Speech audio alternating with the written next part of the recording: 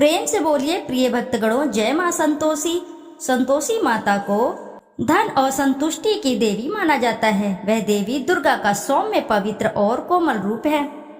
यदि कोई भी साधक इनकी सच्ची श्रद्धा से भक्ति अर्चना कर लेते हैं तो उनके सभी मनोरथ शीघ्र ही पूर्ण होते हैं। माँ संतोषी उनकी झोली अवश्य ही पूर्ण करती हैं। कोई दंपति संतान इच्छुक हो तो उन्हें संतान भी अवश्य ही प्राप्त होती है।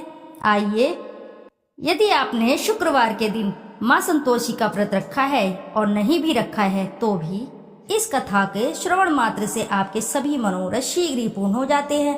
आइए ध्यान लगाकर रसपान करते हैं माँ संतोषी की पावन एवं पौराणिक व्रत कथा।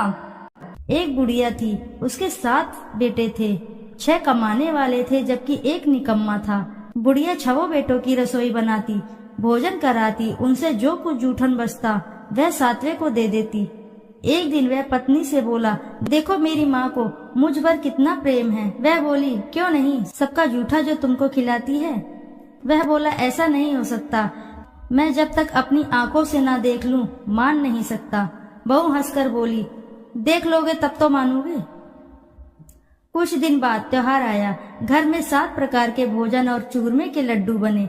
यह सब जांच करने के लिए सिर दुखने का बहाना कर कर पतला वस्त्र सिर पर ओढ़े रसोई घर में सो गया। वह कपड़े में से सब देखता रहा। 6 भाई भोजन करने आए। उसने देखा माँ ने उनके लिए सुंदर आसन बिछाकर नाना प्रकार की रसोई परोसी और आग्रह करके उन्हें जमाया। वह देखता रहा। 6 भोजन करके उठे तब माँ ने उनकी जूठी थालियों में से लड्डुओं के टुकड़े उठाकर एक लड्डू बनाया। जूठन साफ कर बुढ़िया माँ ने उसे पुकारा, बेटा 6 भाई भोजन करके चले गए, अब तू ही बाकी है, अब तू कब खाएगा। वह कहने लगा, माँ मुझे भोजन नहीं करना, मैं अब परदेश जा रहा हूँ। माँ ने कहा, कल जाता है सो आज ही चला जा। वह बोला, हाँ आज ही चला जा रहा हूँ। यह कहकर वह घर से निकल गया। 7वें बेटे को परदेश जाते समय पत्नी की याद आ गई। वह गौशाला में कंडे उपले थाप रही थी। वहां जाकर बोला, अब हम जावे परदेश, आवेंगे कुछ काल, तुम रहियो संतोष से धर्म अपनो पाल।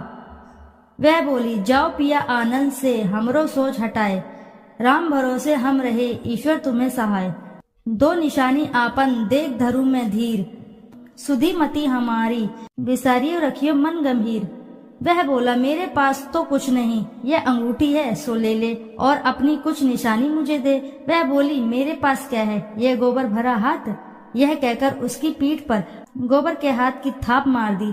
वह चल दिया। चलते चलते दूर देश पहुंचा। वहां एक साहूकार की दुकान थी। वहां जाकर कहने लगा, भाई मुझे नौकरी पर रख लो। साहूकार को जरूरत थी। बोला, रह जा। लड़के ने पूछा, तनख्वाह क्या दोगे। साहूकार ने कहा, काम देखकर दाम मिलेगा। साहूकार की नौकरी मिली। वह सुबह 7 बजे से 10 बजे तक नौकरी बजाने लगा।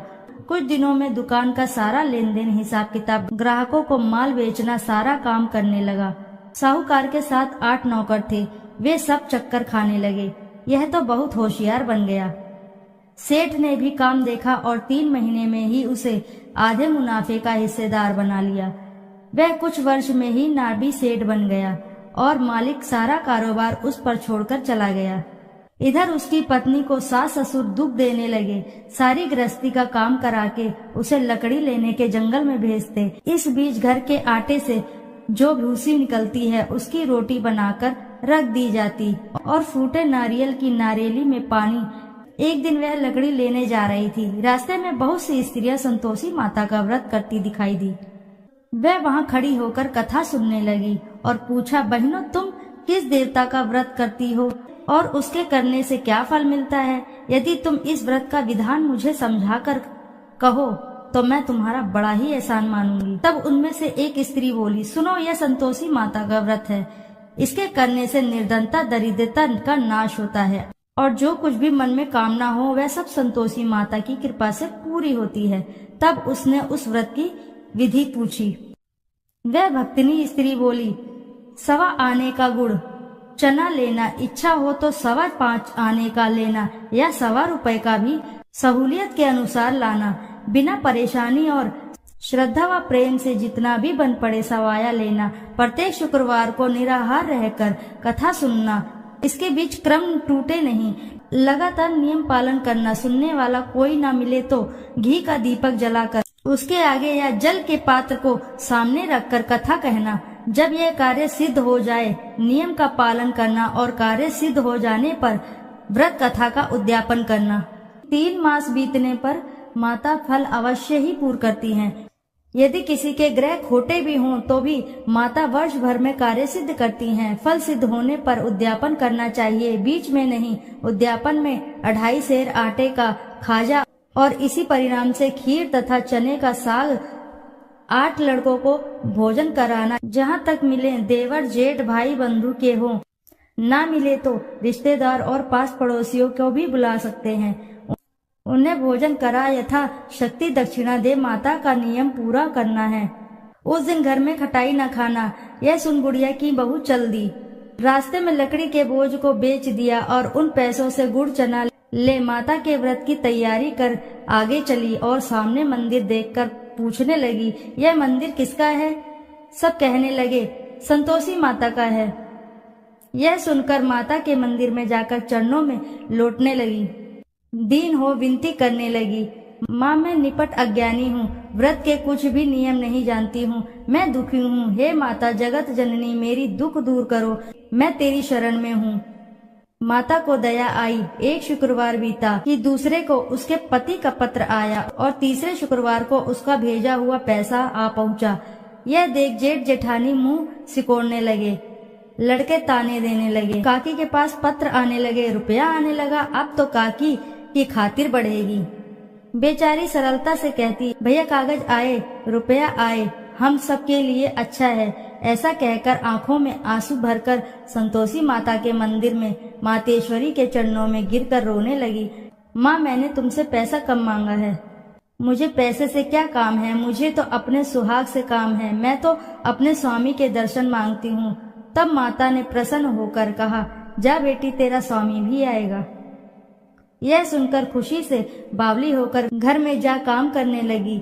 अब संतोषी माँ विचार करने लगी, इस भोली पुत्री को मैंने कह तो दिया कि तेरा पति आएगा, लेकिन कैसे?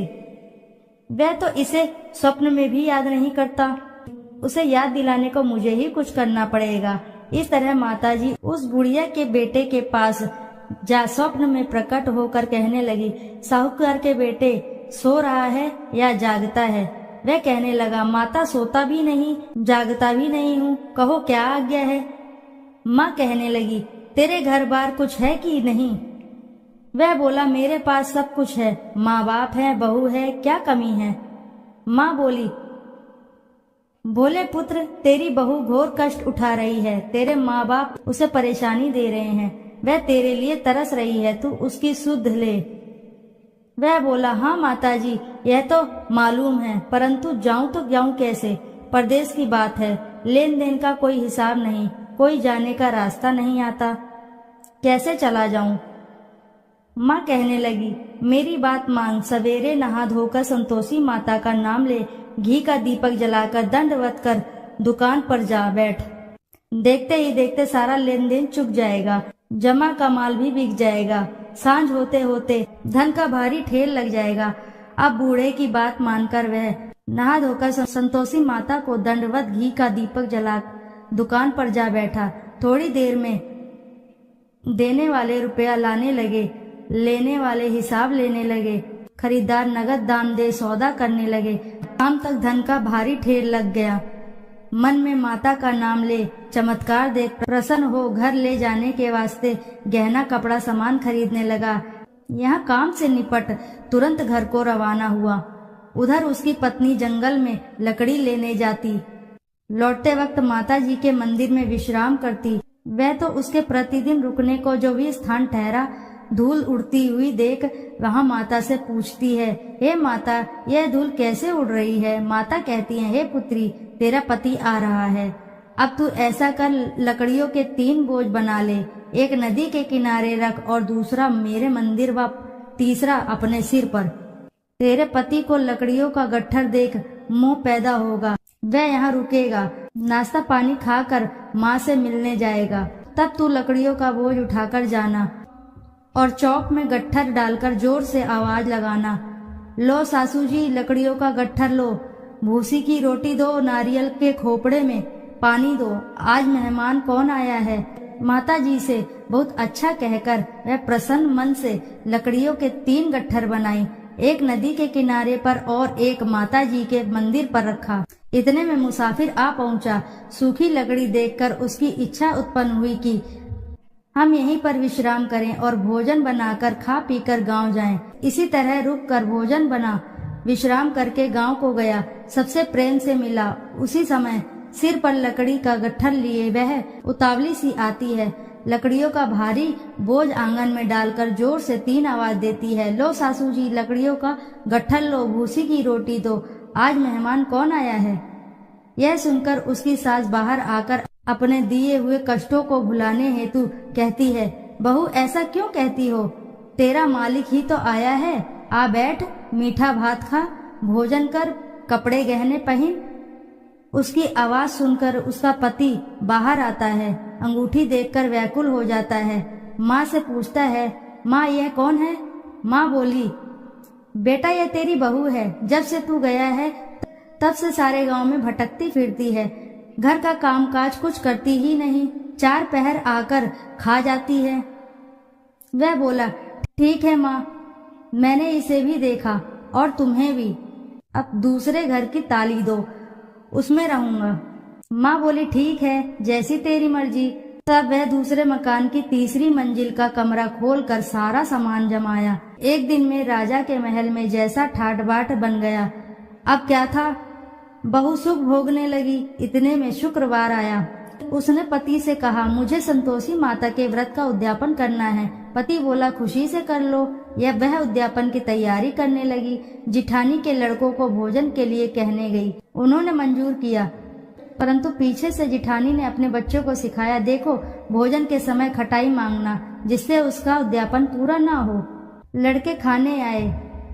खीर खाना पेट भर खाया, परंतु बाद में खाते ही कहने लगे, हमें खटाई दो, खीर खाना हमको नहीं भाता, देखकर आरुचि होती है। वह कहने लगी, भाई खटाई किसी को नहीं दी जाएगी, यह तो संतोषी माता का प्रसाद है।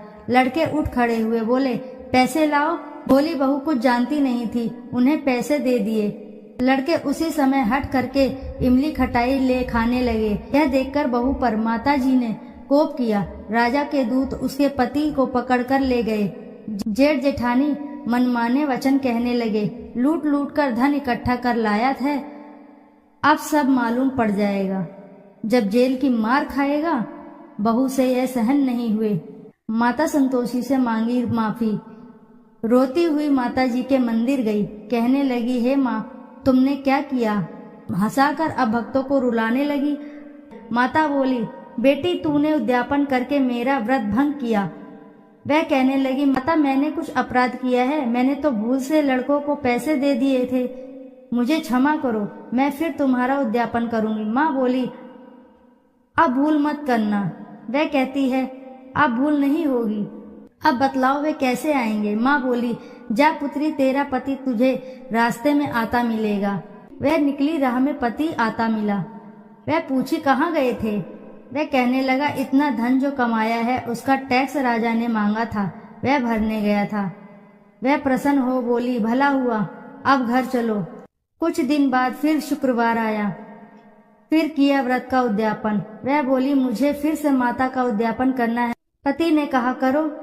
बहू फिर से जेठ के लड़के को भोजन को कहने गई। जेठानी ने 1-2 बातें सुनाई और सब लड़कों को सिखाने लगी, तुम सब लोग पहले ही खटाई मांगना। लड़के भोजन से पहले कहने लगे, हम खीर नहीं खानी, हमारा जी बिगड़ता है, कुछ खटाई खाने को दो। वह बोली, खटाई किसी को नहीं मिलेगी, आना हो तो आओ। वह ब्राह्मण के लड़के को लाकर भोजन कराने लगी।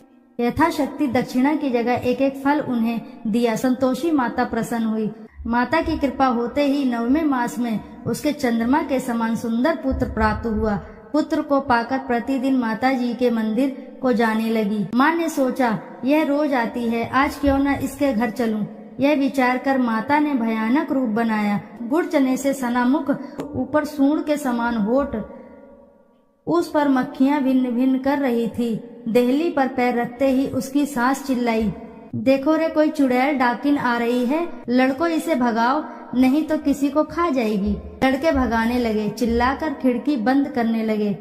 बहू रोशनदान में से देख रही थी। प्रसन्नता से पगली बन चिल्लाने लगी, आज मेरी माताजी मेरे घर आई हैं, वह बच्चे को दूध पीने से हटाती है। इतने में सास का क्रोध फटा। वह बोली, क्या उतावली हुई है, बच्चे को पटक दिया। इतने में माँ के प्रताप से लड़के ही लड़के नजर आने लगे। वह बोली, माँ, मैं जिसका व्रत करती हूँ यह संतोषी माता हैं। सबने माताजी के चरण पकड़ लिए और विनती करने लगे, हे माता, हम मूर्ख अज्ञानी हैं, तुम्हारे व्रत का विधि विधान हम नहीं जानते। व्रत भंग कर हमने बड़ा अपराध किया है, जग माता आप हमारा अपराध क्षमा करो। इस प्रकार माता प्रसन्न हुई। बहू को प्रसन्न होकर जैसा फल दिया वैसा माता सबको फल दे। जो पढ़े उनका मनोरथ पूर्ण हो, सभी की मनोकामनाएं पूर्ण हो, सभी के कार्य बनते चले जाएं। बोलो जय संतोषी माता की जय।